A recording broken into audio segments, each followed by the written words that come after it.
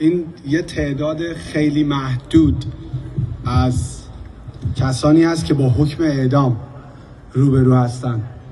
این قاب عکس که من دستم گرفتم آقای احسان حسینی پور قبل از اینکه اضافه بشه به دیوار جاویدناما ما باید اینجا صداشون باشه.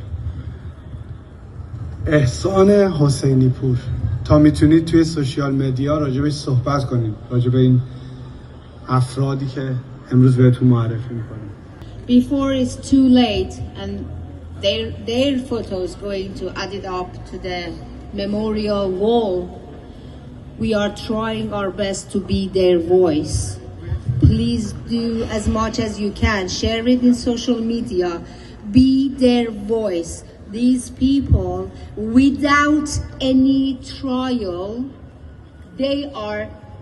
they having a death sentence.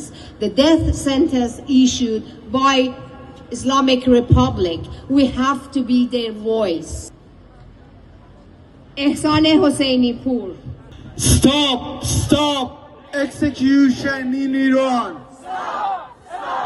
Execution in Iran. Stop Execution in Iran. Stop Execution in Iran. دو نفر بعدی بهروز و کوروش زمانی نژاد. حتی عکس هم ندارن.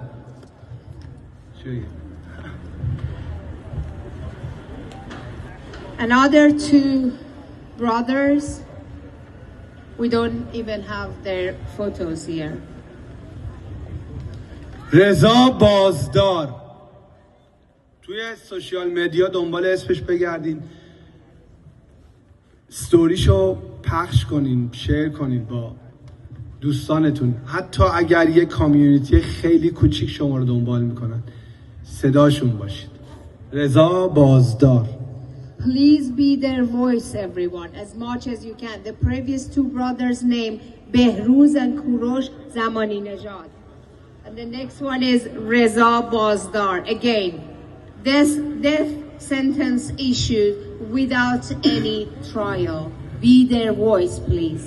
معین کریمی، اینم جوونی که فکر می‌کنم سن و سالای خودمه. Moin Karimi, the next one. Please be Moin's voice. Stop!